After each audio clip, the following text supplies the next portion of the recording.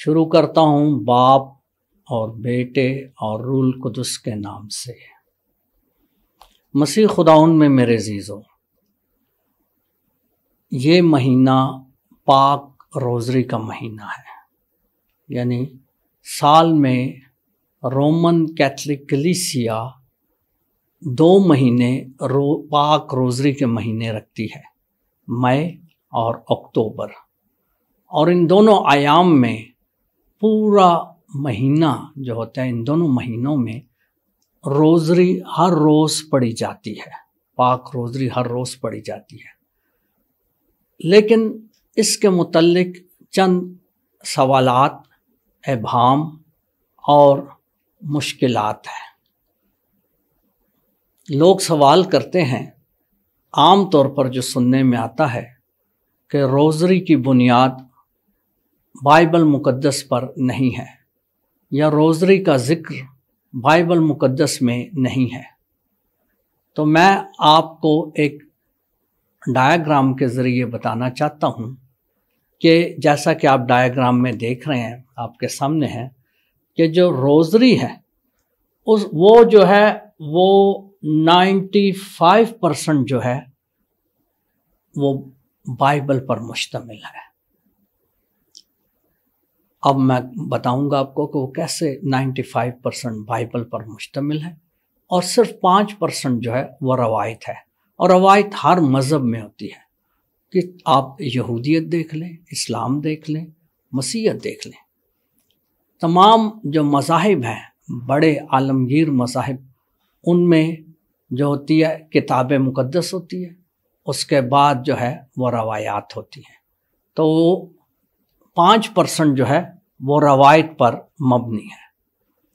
اور اس کے علاوہ جو دوسری بات کی جاتی ہے کہ آپ روزری میں مقدسہ مریم کو زیادہ اہمیت دیتے ہیں یسوع سے، یہ بھی میرا خیال ہے مبالغہ رائی ہے یا غلط ہے، کیونکہ ابھی میں آپ کو بتاتا ہوں کہ روزری میں جو 90% ذکر جو ہے وہ یسوع المسیح کا، ان کی پوری زمینی زندگی کے واقعات کا ہے، اور صرف 10% جو ہے وہ مقدسہ مریم کا اس میں ذکر ہے۔ تو میں آپ کو جو روزری کے بھید ہیں وہ آپ کے سامنے رکھتا ہوں، اور پھر آپ کو زیادہ پتہ چلے گا کہ اس ڈایاگرام میں جو آپ نے دیکھا ہے، کیا یہ بات واقعی روزری کے بھیدوں میں بھی پائی جاتی ہے یا نہیں۔ تو سب سے پہلے جب ہم دیکھتے ہیں پاک روزری کے بھیدوں میں، تو پہلے نمبر پر ہم دیکھتے ہیں خوشی کے 5 بھید۔ خوشی کے 5 بھید جب ہم دیکھتے ہیں تو اس میں ذکر آتا ہے، پہلا جو بھید ہے وہ ہے جبرائیل فرشتے کا مقدسہ مریم کو پیغام، اور اس کا ذکر ہے لوکا کی انجیل، اس کا پہلا باب، اس کی 26 تا 38 آیت، جب خدا کا جلیل القدر فرشتہ، مقرب فرشتہ جبرائیل مقدسہ مریم کے پاس خدا کا پیغام لے کر آتا ہے۔ اس کے بعد ہم دوسرا بھید دیکھتے ہیں، کانہ گلیل میں یسوع مسیح کا پہلا معجزہ۔ اس کا ذکر مقدس یوحنا کی انجیل، اس کا 2 باب، اس کی پہلی 11 آیت میں مرقوم ہے۔ اور اس کے بعد ہم دیکھتے ہیں خداوند یسوع مسیح کی خدا باپ کی بادشاہت کا اعلان اور توبہ کی دعوت۔ یہ ہم دیکھتے ہیں مرکز کی انجیل اور اس کا پہلا باب اور اس کی 14 تا 15 آیت۔ یہ میں آپ، کیونکہ ایک آیت ہے تو میں آپ کے سامنے پڑھ بھی دیتا ہوں۔ یوحنا کی گرفتاری کے بعد یسوع جلیل میں آیا اور خدا کی بادشاہت کی خوشخبری کی منادی کی، اور کہا کہ وقت پورا ہوا اور خدا کی بادشاہت نزدیک آ گئی ہے، توبہ کرو اور انجیل پر ایمان لاؤ۔ اس کے بعد ہم چوتھا بھید دیکھتے ہیں، یسوع مسیح کی تبدیلی صورت، اور وہ ہم دیکھتے ہیں اس میں متی کی انجیل، اس کا 17 باب، اس کی پہلی 8 آیات۔ اور اس کے بعد آخری بھید ہے، نور کے بھیدوں میں سے آخری بھید جو ہے وہ ہے پاک یوکرسٹ کا تقرر، پاک یوکرسٹ کا تقرر۔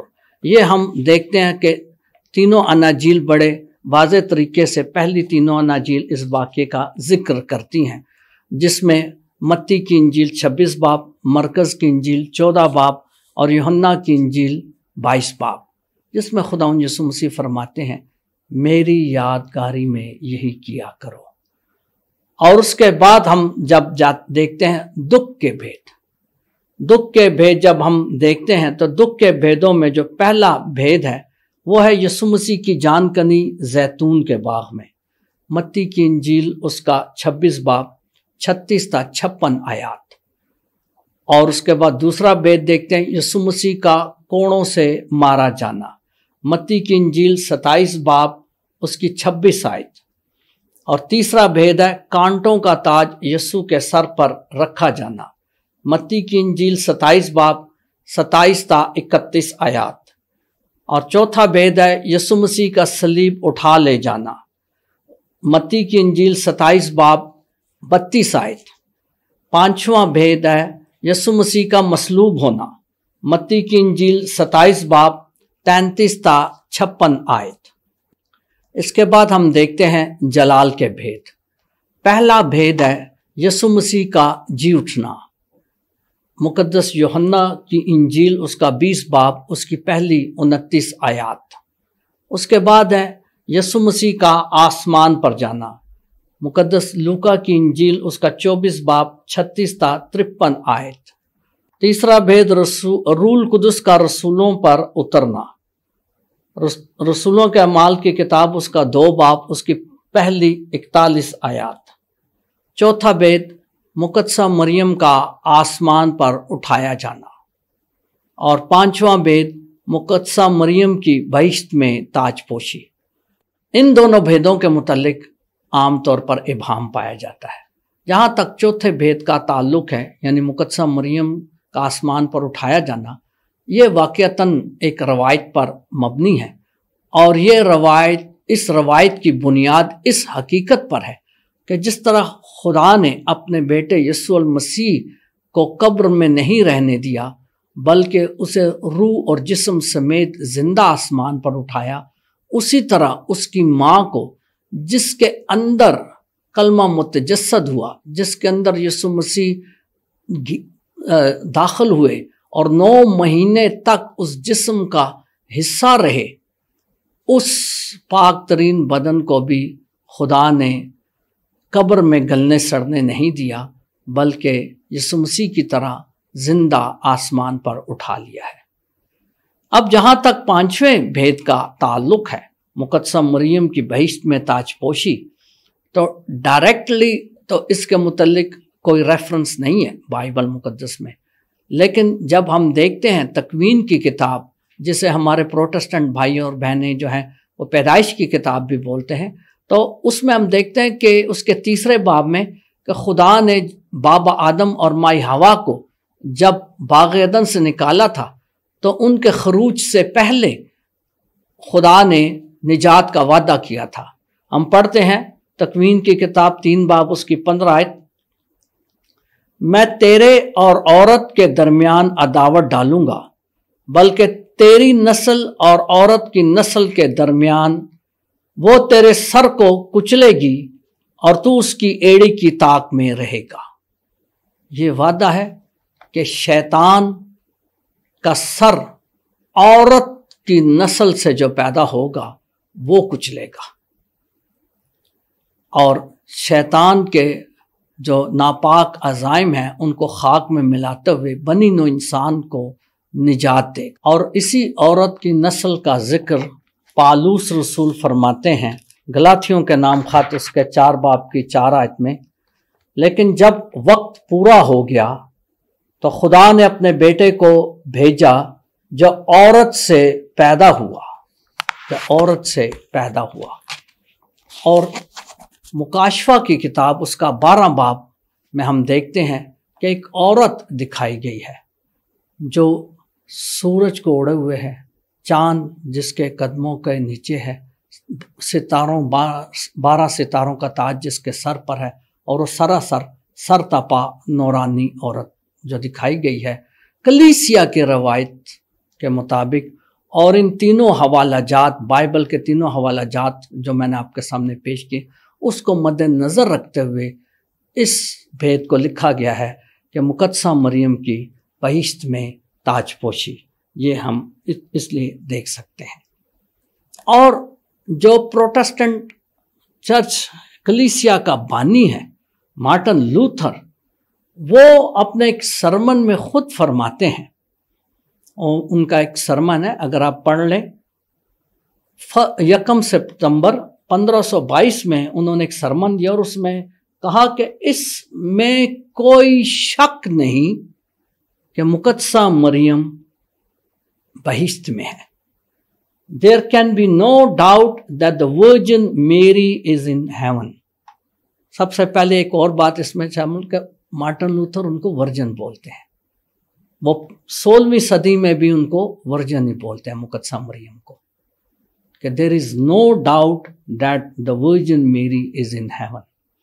اس کے بعد وہ براہ راست مارٹن لوتھر براہ راست مقدسہ مریم سے مخاطب ہوتے ہوئے اپنے ایک اور سرمن میں، جو کہ مقدسہ مریم کی الزبات سے ملاقات کی عید کے موقع پر انہوں نے دیا تھا 1537 میں، وہ کہتے ہیں No woman is like you.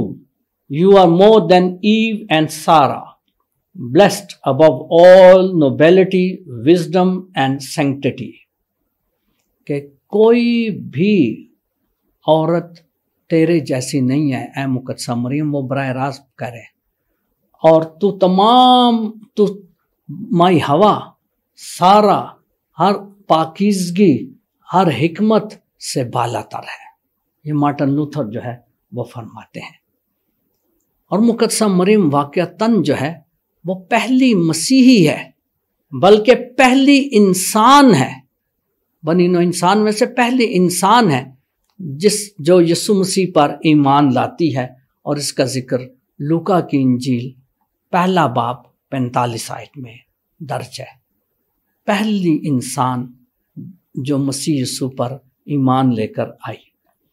اب میں نے بھی کئی بار کہا ہے، یہ لفظ استعمال کیا ہے مقدسہ مریم، اور ہم سارے انسان کیتھولک خاص طور پر یسوع المسیح کی ماں کو مقدسہ مریم بولتے ہیں۔ اب کچھ لوگوں کا یہ بھی اعتراض ہے کہ ان کو مقدسہ کیوں کہا جاتا ہے، تو یہ بھی ببلیکل ہے۔ آپ کو صحیح بتاؤں تو ہم دیکھتے ہیں کہ پہلی کلیسیا کو اور ان کے جو اراکین تھے ان کو بھی مقدس کہا گیا تھا، اور رسولوں نے کہا تھا۔ مثلا پطرس رسول کا پہلا خط 1 باب 15 آیت، اس میں فرماتے ہیں جس طرح تمہارا بلانے والا پاک ہے، تم بھی اپنے سارے چال چلن میں پاک ہو، مقدس ہو۔ پھر پطرس رسول فرماتے اپنے پہلا خط اس کا 2 باب اس کے 9 آیت میں، لیکن تم چنی ہوئی نسل، شاہی کہانت، مقدس قوم اور میراث کی امت ہو، تاکہ تم اس کی خوبیاں ظاہر کرو جس نے تمہیں تاریکی سے اپنے عجیب نور میں بلایا ہے۔ چنی ہوئی نسل، شاہی کہانت اور مقدس قوم، یعنی پوری مسیحی قوم کو یہاں پر پطرس رسول مقدس کہہ رہے ہیں۔ اور مقدس پالوس رسول اپنے خط افسیوں کے نام اس کے 1 باب 1 آیت میں کیا لکھتے ہیں؟ پالوس کی جانب سے جو خدا کی مرضی سے یسوع مسیح کا رسول ہے، ان مقدسین کے نام جو افسس میں ہیں اور مسیح یسوع کے ساتھ ہے، ہمارے باپ اور خداوند یسوع مسیح کی طرف سے تمہیں فضل اور سلامتی حاصل ہوتی رہے۔ ان مقدسین کے نام جو افسس میں، تمام افسس کی کلیسیا کو مقدسین بول رہے ہیں۔ پھر اسی پالوس رسول کا خط فلپیوں کے نام اس کا 1 باب 1 آیت، یسوع مسیح کے بندوں پالوس اور تیموتھوس کی جانب سے فلپی کے ان سب مقدسوں کے نام جو یسوع مسیح میں ہیں۔ فلپی کے ان تمام مقدسوں کے نام، ساری کلیسیا مقدس ہے۔ اور اس کے بعد ہم دیکھتے ہیں کہ کلسیوں کے نام خط میں بھی پالوس رسول یہی کہتے ہیں، پالوس کی جانب سے جو خدا کی مرضی سے مسیح یسوع کا رسول ہے، اور بھائی تیموتھوس کی جانب سے مسیح میں ان مقدس اور ایماندار بھائیوں کے نام جو کلسی میں ہیں۔ مقدس اور तमाम कलीसिया को मुकद्दस जो है वो कहा गया है। तो जब सारी कलीसिया पहले मसीही मुकद्दस कहलाते हैं बाइबल मुकद्दस के मुताबिक, तो मुकद्दसा माँ किस हद तक मुकद्दसा ना होगी, जिसके बदन से, अभी मैंने कहा जिसके बदन से यीशु मसीह पैदा हुए, जिसके बदन का हिस्सा रहे, जिसका खून का हिस्सा रहे और जिसके अंदर से आपने जन्म लिया, कलमा मुतजस्सद होता है। अगर आम मसीहों को मुकद्दस कहा गया है तो उसकी माँ इन तमाम मुकद्दसीन से बढ़कर मुकद्दसा है। ये बाइबल मुकद्दस के मुताबिक है। फिर कहा जाता है कि हम मुकद्दसा मरियम को दरमियानी जानते हैं, इसलिए कि हम कहते हैं कि ऐ मुकद्दसा मरियम हमारे लिए दुआ कर, ऐ मुकद्दसा मरियम हमारे लिए सिफारिश कर। तो इसका जिक्र भी बाइबल मुकद्दस में जो है जिक्र है। जिस चीज़ को बुनियाद बनाकर इतराज़ किया जाता है वो हवाला भी आपके सामने पढ़ देता हूँ ताकि आपको पता हो कि किस चीज़ को, किस हवाले को बुनियाद बनाया जाता है। वो है पहला तीमुथियुस 2:5 आयत, क्योंकि खुदा एक है और खुदा और आदमियों के माबाइन दरमियानी भी एक है, यानी यीशु मसीह। अब वो कहते हैं कि जब यीशु मसीह दरमियानी है तो फिर हम मुकद्दसा मरियम से क्यों दुआ करने के लिए कहते हैं, मुकद्दसा मरियम से सिफारिश के लिए क्यों कहते हैं? तो उसका मैं भी आपके सामने अहवाल बता देता हूँ। बाइबल मुकद्दस में जब हम देखते हैं तो लिखा है कि बस मैं सबसे पहले ये इल्तमास करता हूँ कि मुनाजातें और दुआएं और शफायतें और शुक्रगुजारियाँ सब आदमियों के लिए की जाएं। क्या की जाएं?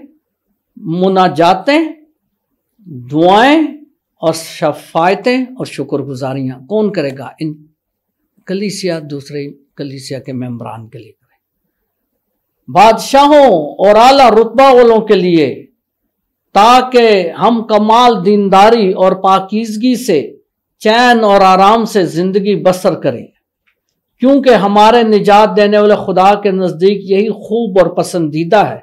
वो चाहता है कि सब आदमी निजात पाएं और सच्चाई की पहचान तक पहुंचे।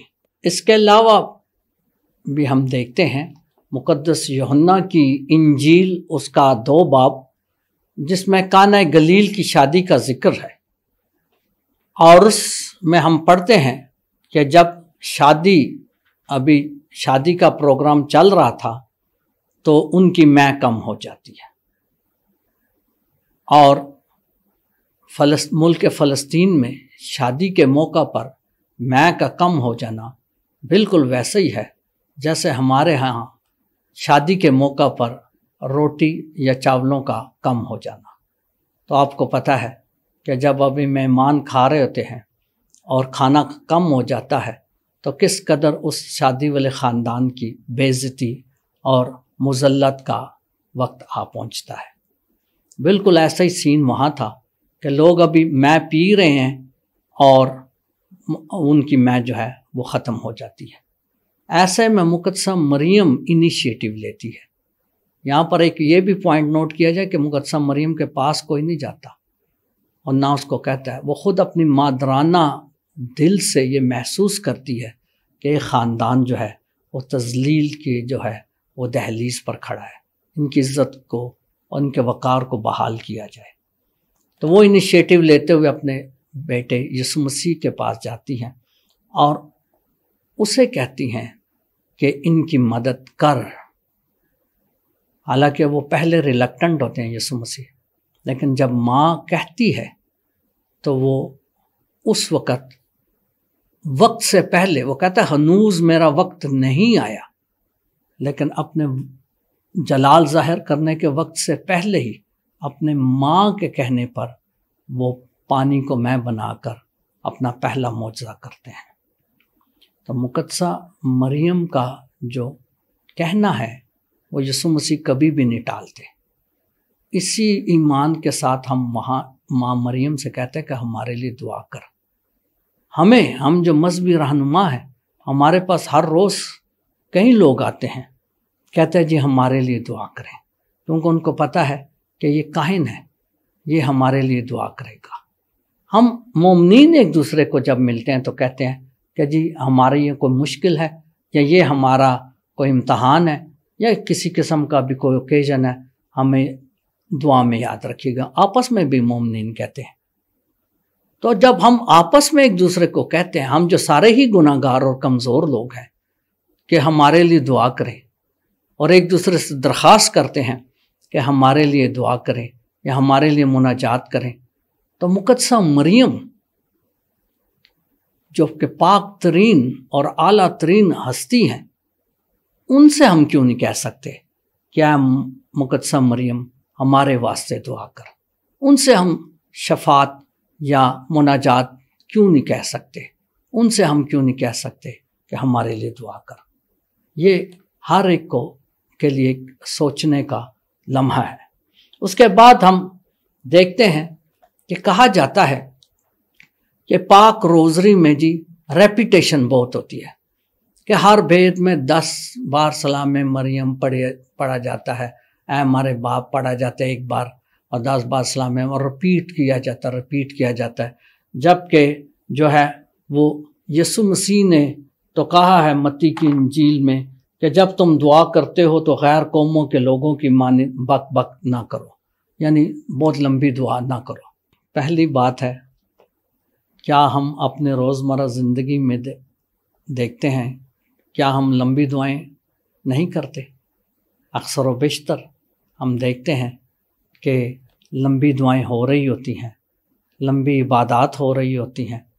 تو لمبی دعا کرنا یا لمبی عبادت کرنا تو بائبل مقدس میں اس کی ممانعت نہیں ہے اور نہ ہی کوئی بری بات ہے۔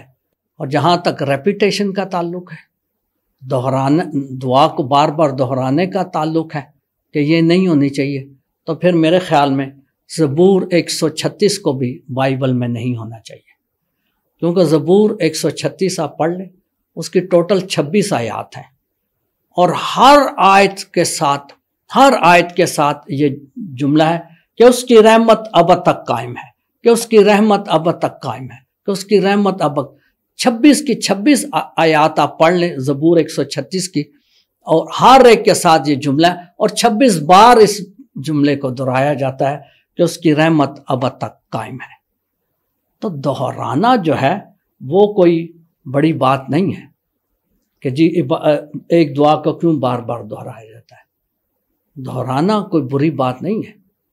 اگر کوئی انسان نیک نیتی کے ساتھ خدا کی حضوری اور پاک روح کی معموری میں کسی دعا کو یا دعا کے کسی جملے کو بار بار کہہ رہا ہے، اس کو زیادہ اہمیت دے رہا ہے، تو اس میں کسی قسم کی کوئی بھی ممانعت نہیں ہے، بلکہ بائبل مقدس کے زبور 136 میں خود اس عمل کو دہرایا گیا ہے۔ مسیح ہمارے خدا ان کے وسیلہ سے، آمین۔